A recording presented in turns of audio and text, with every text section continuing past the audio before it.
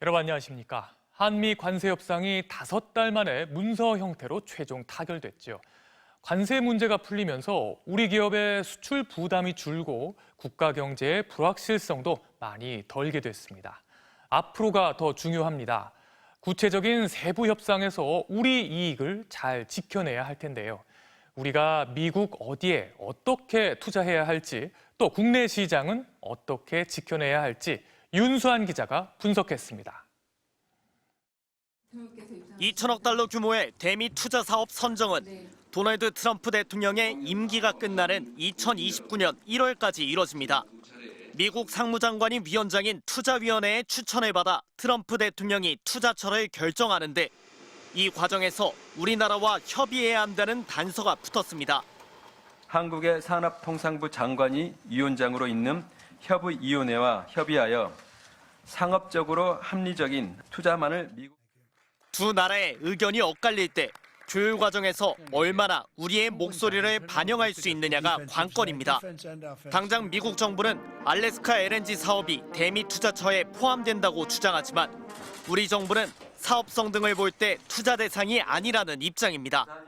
저희가 거부권을 할 경우에는 미국 측에서 관세를 인상하도록 되어 있습니다. 그래서 저희가 앞으로 이와 같은 리스크를 관리하는 게 필요한 상황이고요. 관세 협상의 공동 설명 자료인 팩트시트에는 그동안 미국 정부가 요구해온 비관세 장벽 완화 내용도 담겼습니다. 큰 틀에서 미국산 농산물의 승인 검역 절차를 효율화하고 디지털 분야와 관련해 미국 기업을 차별하지 않기로 했습니다.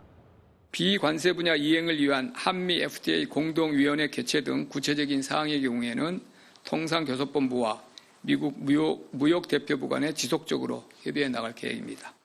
협의 내용에 따라 거대 플랫폼 기업의 독과점을 막기 위해 추진 중인 온라인 플랫폼법 도입에 제동이 걸리거나 국내 고정밀 지도를 공개해달라는 구글 등의 요구에 힘이 실릴 수도 있습니다. MBC 뉴스 윤수환입니다. 특검 재판이 계속되면서 윤석열 전 대통령 부부의 거짓말이 속속 드러나고 있습니다. 윤 전 대통령의 내란과 김건희 씨의 국정 개입을 눈앞에서 목격했던 증인들이 입을 열면서 감춰져 있던 진실이 하나둘 밝혀지고 있는데요. 차윤진 기자가 정리했습니다. 12.3 비상계엄이 국무회의를 거쳤다는 주장에 대해 지금도 국무위원인 송미령 장관은 토의는 없었다고 눈물까지 흘려가며 증언했습니다. 결과적으로는 동원됐다라는 생각이 듭니다. 그냥 머릿수 11명 채우기 위해서 불려가서 그냥 자리에 앉아 있다가 지난 1월 공수처 체포영장 집행저지 당시 경호처가 사실상 윤석열 전 대통령 호위무사 역할을 한 구체적인 정황도 드러났습니다. 관저에 미사일 있지 않느냐, 공수처가 들어오면 아작내라 같은 위험한 지시를 윤 전 대통령이 서슴지 않았다는 증언이 나온 겁니다. 하지만 윤 전 대통령은 여전히 혐의를 완강히 부인하며 반성 없는 태도로 일관하고 있습니다. 저는 왜 이렇게 흥분하시는지 이유를 모르겠는데. 흥분하는 게 아니고. 김건희 씨의 국정 개입 의혹 역시 관련자들의 증언을 통해 속속 전모가 밝혀지고 있습니다. 정지원 전 대통령실 행정관은 건진법사 전성배 씨가 건의2 휴대전화로 보낸 여러 사람의 이력서가 대통령실 인수위에 실제로 전달됐다고 말했습니다. 또 통일교로부터 받은 샤넬백 등에 대해 김건희 씨는 사용하지 않고 돌려줬다고 주장했지만 재판부는 현장 감정을 통해 사용감이 있다면서 실제 김 씨에게 전달된 걸로 판단했습니다. MBC 뉴스 차현진입니다. 오늘 새벽 충남 천안에 있는 이랜드 패션 물류센터에서 불이 나 9시간 반 만에 큰 불길을 잡았습니다. 창고 안에 가득 쌓여있던 물품이 타면서 나온 거대한 연기 구름이 상공을 지나던 비행기에서도 보일 정도였습니다. 이혜연 기자가 보도합니다. 새벽 어스름이 가시기 전 시뻘건 불길이 대형 물류 창고 전체를 집어삼켰습니다. 어마어마한데요. 어떡하지 이거. 다 태우겠는데. 오늘 아침 6시 10분쯤 충남 천안시 동남구에 있는 이랜드 패션 물류센터에서 불이 났습니다.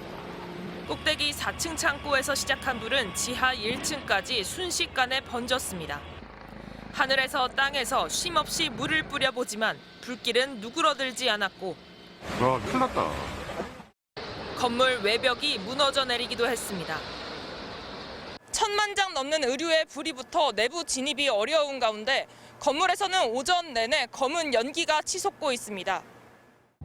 연기는 수천 미터 높이의 상공을 지나는 비행기에서도 포착됐습니다. 층마다 가득 쌓여있던 옷가지와 포장재 등을 태우며 번지는 불길에 스프링클러도 무용지물이었습니다. 소방당국은 불이 난 지 9시간 반 뒤에야 큰 불길을 잡을 수 있었습니다. 당시 건물 안에 있던 경비원 등 3명은 스스로 대피해 다친 사람은 없었습니다. 해당 물류센터에서는 지난 6일 구내 식당에서 불이 나기도 했습니다. 산단이 화재가 지금 좀 요 근래 좀 자주 발생하고 있었는데 이게 계속 우려가 되네요. 계속 이런 상황이 생기니까 위험 설비를 좀 취급하는 사업장도 많고. 경찰과 소방당국은 잔불 정리를 마치는 대로 정확한 화재 원인을 조사할 방침입니다. MBC 뉴스 이혜현입니다. 울산 화력발전소 붕괴 사고 마지막 실종자가 어젯밤 숨진 채 발견됐습니다. 사고 당시 발파 해체 작업을 맡은 업체는 오늘도 사고 원인을 몰라 답답하다고 밝혔는데요. 정부는 원인 조사는 물론 공사 발주처의 책임을 강화하는 방법도 마련하겠다고 밝혔습니다. 이다은 기자입니다. 실종자가 들것에 실려 나오자 두 줄로 도열해 있던 구조대원들이 거수경례로 예를 표합니다. 어젯밤 10시쯤 보일러타워 5호기 잔해 속에서 마지막 실종자로 남아있던 62살 김모 씨의 시신이 수습됐습니다. 잔해 내부를 수색하던 중 김 씨 위치를 확인한 뒤 철 구조물을 잘라가며 최종 수습하기까지 1시간이 넘게 걸렸습니다. 이로써 매몰 노동자 7명 중 단 1명도 살아 돌아오지 못했습니다. 사고 발생 8일 만에 수색 구조 활동을 마무리하면서 울산 화력발전소 붕괴 사고의 인명피해는 사망 7명, 부상 2명으로 집계됐습니다. 정부는 사고 원인 규명에 주력할 방침입니다. 이번 사고의 구조적 원인도 함께 규명하면서 앞으로 진행될 폐 화력발전기 교체 과정에서의 재발 방지를 위한 수사를 해나갈 예정입니다. 김 장관은 중대재해처벌법 도입 이후 발주처 처벌이 없다는 지적에 모든 가능성을 열어두고 있다며 발주처 책임을 강화하는 방법도 강구할 것이라고 밝혔습니다. 경찰은 붕괴 원인을 규명하기 위해 이르면 다음 주 합동감식을 진행할 예정입니다. 또 공사 발주처인 한국동서발전과 시공사인 HJ중공업, 해체 작업을 맡은 코리아카코 관계자들을 조만간 잇따라 불러 조사할 것으로 보입니다. MBC 뉴스 이다은입니다. 다카이치 산하의 일본 총리의 유사시 대만 사태 개입 발언을 두고 중일 양국 갈등이 갈수록 격화하고 있습니다. 특히 중국은 주중 일본 대사를 새벽에 불러 항의하는가 하면 일본 여행 자제 권고까지 내렸는데요. 신지영 기자가 보도합니다. 주일 중국 대사관이 어제 공식 SNS에 올린 공지문입니다. 가까운 시일에 일본에 방문하는 것을 엄중히 주의해야 함을 알려드린다며 최근 일본 지도자가 대만 관련 노골적인 도발 발언을 공개적으로 해 중일 간 인적 교류 분위기를 심각하게 악화시켰다고 적었습니다. 중국 외교부는 또 13일 밤늦게 주중 일본 대사를 불러 엄중 항의하고 해당 내용을 즉각 홈페이지에 공개했습니다. 지난 7일 유사시 대만 사태 개입을 시사한 다카이치 산하의 일본 총리의 발언 이후 양국 간 갈등이 날로 격화하는 모양새입니다. 戦艦を使ってですね、そして武力の行使も伴うものであれば存立危機事態になりうるケースであると私は考えます。 중국은 공식 브리핑을 통해서도 연일 일본 때리기의 수위를 높여가고 있습니다. 매우 악질이다. 내정에 대한 노골적 간섭이다. 대만 문제는 넘어선 안 될 선이라고 강조한 데 이어 급기야 다카이치를 향해 불장난하다간 타버릴 것이라고 경고하기도 했습니다. 不要在台湾问题上玩火，玩火者必自焚。 일본 역시 주 오사카 중국 총영사가 총리의 목을 벨 수밖에 없다는 글을 SNS에 올린 것에 대해 어제 주일 중국 대사를 초치했습니다.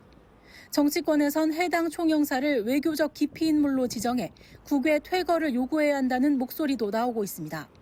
이처럼 후폭풍이 거세지만 다카이치 총리는 발언을 철회할 뜻이 없음을 일찌감치 밝혔습니다. 特に撤回取り消しをするつもりはございません。 여기에 다카이치 내각이 핵은 만들지도 갖지도 두려우지도 않는다는 내용의 비핵 3원칙을 재검토할 것으로 알려지면서 중일 양국 관계는 물론 동북아 안보 지형까지 크게 요동칠 거란 전망도 나옵니다. MBC 뉴스 신지영입니다.